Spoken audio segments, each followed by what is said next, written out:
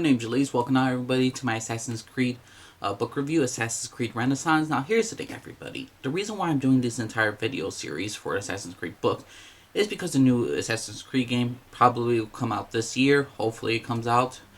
And since the COVID-19 virus is around, I decided, why not catch up on my reading? And I'm going to buy all the Assassin's Creed books, read each one, and there's 10 of them. And basically, even though there's 11 games, the only one that doesn't have a book is Rogue. So, out of the first book review, let's do Assassin's Creed Renaissance, the first book of the Assassin's Creed game. Renaissance is basically just a video game version of it's a book version of the video game Assassin's Creed 2. It's the entire storyline. Now, the thing is though with this book, there are some changes. Minor changes and there's some major changes. Like, some minor changes is from dialogue perspective. You know how, Ezio's mother, Maria, was saying, like, you need more outlets in life. And Ezio's like, I have plenty of outlets. And in the video game, she said, other than vaginas. But in the book, she says tarts. It's like that little differences. There's also moments where, like, for instance, like, you know this one character named Veri de Pazzi, who basically Ezio killed at the end?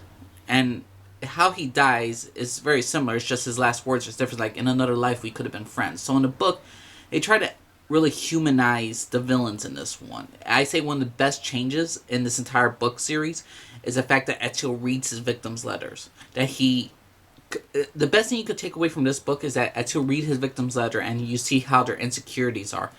How Vitelli wants, like, he's a good kid. Like, he wants the admiration of his father. He wants the respect from his father. He wants his father to love him.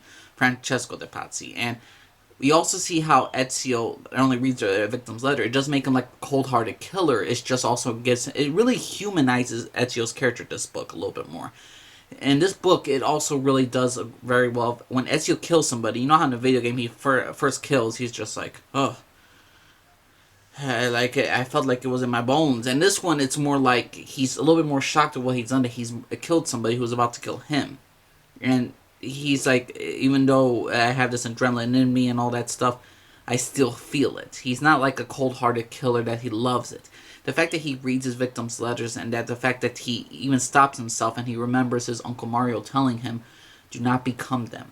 Do not become them. So in his anger, when he kills Francesco de Pazzi, he brutalizes him.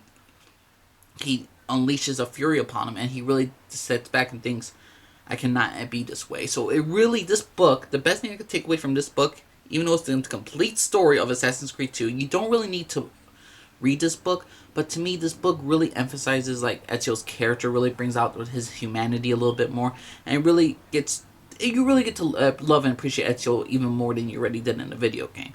This book just humanizes him a bit more. Now, there is, like, two major changes that this book does. One, this entire storyline is a timeline of Ezio's journey. So you know how you had in Assassin's Creed Brotherhood, the Christina's memory stuff? All that timeline was taking place in Assassin's Creed 2, the video game, and so it's in Renaissance. So Christina's entire story, Ezio's first love, is in here.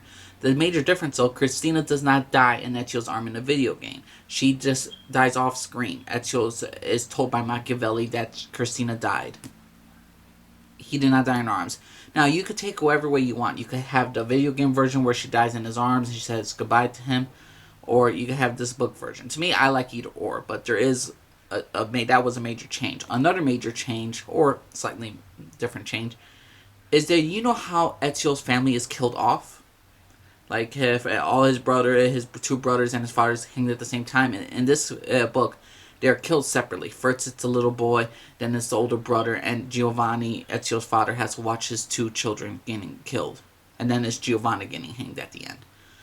Overall, even though I spoiled this entire book for you, this book, for the most part, is an okay book. The reason why, here's the thing, this was not the first Assassin's Creed book I ever read. I read Assassin's Creed Forsaken, and that, is more about Haytham Kenway's storyline. So that was a storyline, that was a must-read book because it was a part of the Assassin's Creed mythology that we didn't know nothing about. This one, we know everything about it. Since you played the video game, you're just gonna get the same thing in the book. In the book, There are two major differences. There are some great moments that humanize Ezio reading his victims' letters and really humanizing both Ezio and the evil Templars and all that stuff. So overall, Assassin's Creed Renaissance it was a good time for a good day 2 day read for me. I enjoyed it, but overall, it was nothing too special. I wanted something more because again, when I read Assassin's Creed Forsaken, I expected more mythology to be shown and all that show about different stuff that we didn't even see in a video game or hear about. So I just wanted to like read a new chapter. I want to read something. I don't really want to read like video games, the books based off video games when it's the same exact story. I'm hoping some of the other Assassin's Creed books that are later on, like I'll tell you, like Forsaken, like Hate Them Kenway story. I wish we have more of that. I just really am looking forward to the next Assassin's Creed books. I'm just doing one review of each book, and now I'll be doing a total ranking of the top 10 Assassin's Creed books, everybody. So yeah, everyone, Assassin's Creed Renaissance is a good time. It's fun. It's a good time. If you just want to reminisce about Assassin's Creed 2, you don't have the video game, you have the book. That's the way to do it. So Assassin's Creed Renaissance, it's a good book. It's an okay book to me. It doesn't expand the mythology of Assassin's Creed. It just really develops Ezio's character more and develops and it changes a couple things. It's like you took like a sip of something on a new drink. It's not bad. It's not terrible. It's just okay. You just had a new experience. This was just a little bit of a new experience. Assassin's Creed Renaissance, a book. I give it a 7 out of 10. It's an okay book, but the story is amazing. But the story is amazing, and the book is amazing. But the problem is, though, I already knew about the storyline.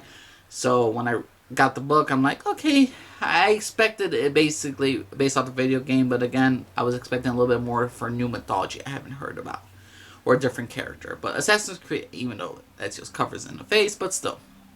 Then what did y'all think about? What y'all think about Assassin's Creed Renaissance? Did you enjoy this book? If you want to check this book out, this is the total spoiler review.